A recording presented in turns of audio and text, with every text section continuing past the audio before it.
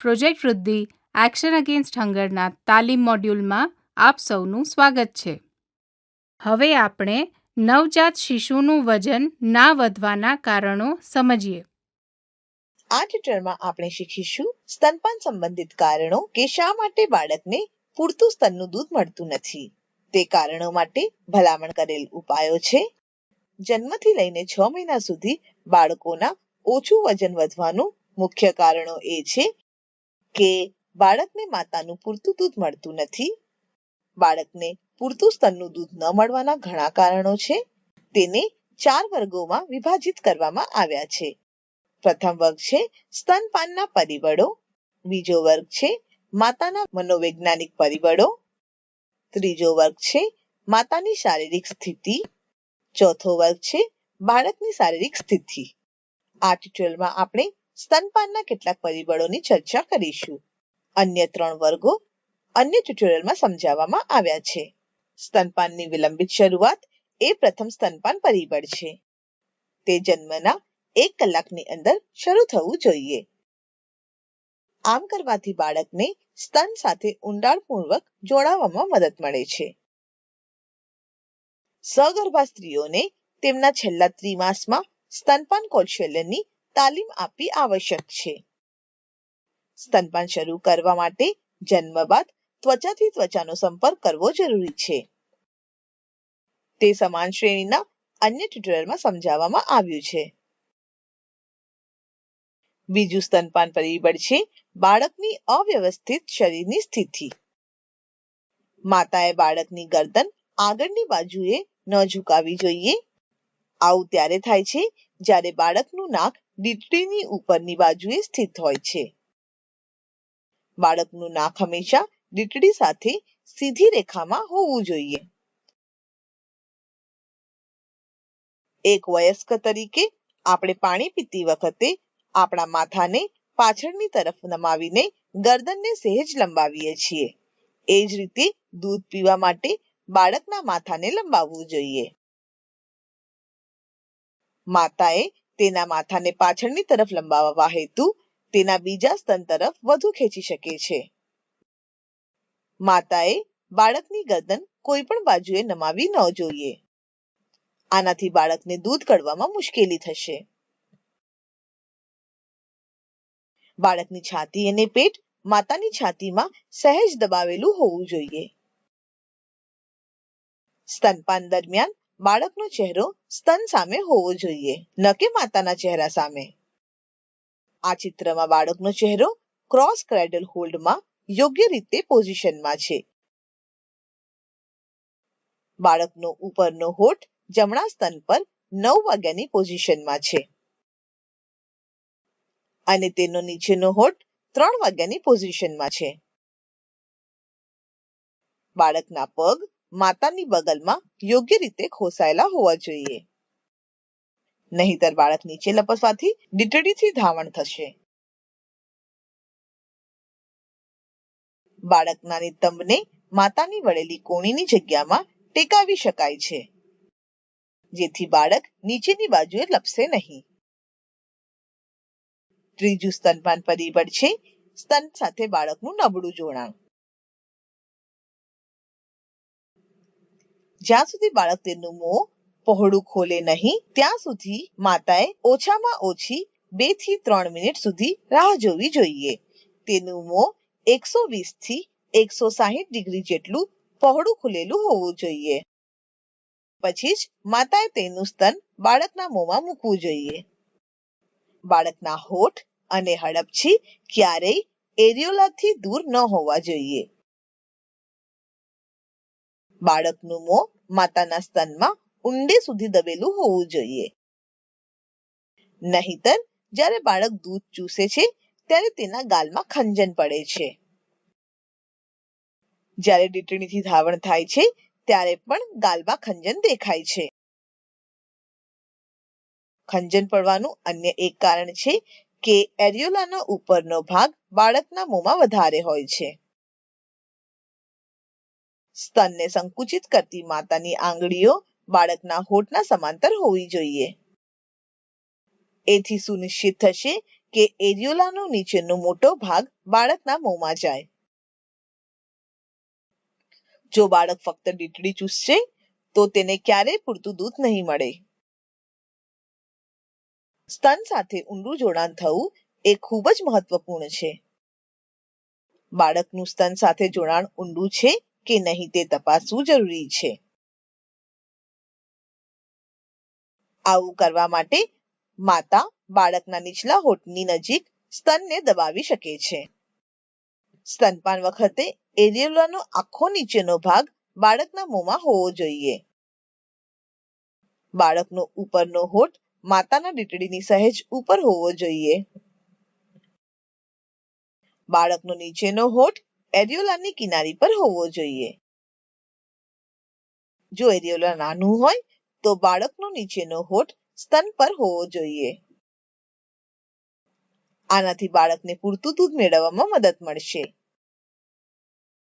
સ્તન સાથે ઊંડું જોડાણ એ બીજા ટ્યુટોરિયલમાં સમજાવવામાં આવ્યું છે. ચોથું સ્તનપાન પરિબળ એ છે કે માતા બાળકને પાછળથી આવતું દૂધ પીવડાવતી નથી. પ્રથમ સ્રાવિત દૂધ પીવડાવ્યા બાદ પાછળથી જે જાડું દૂધ આવે છે તે બાળકને આપવું જરૂરી છે. તેમાં પ્રચુર પ્રમાણમાં સારી ચરબી હોય છે જે બાળકના મગજ તથા વૃદ્ધિ માટે જરૂરી છે. પાછળથી આવતું દૂધ ન આપવાથી વજનમાં વધારો ન થવાની સમસ્યા થશે. માતા તપાસ કરી શકે છે કે બાળકને પાછળનું દૂધ પીવડાવવામાં આવ્યું છે કે નહીં.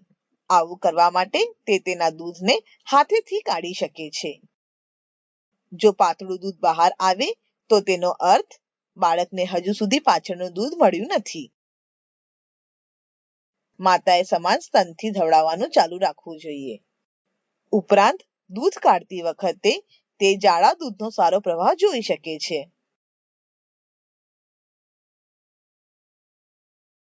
સમાન સ્તનથી ધવડાવવાનું ચાલુ રાખવા માટેનો આ એક અન્ય સંકેત છે.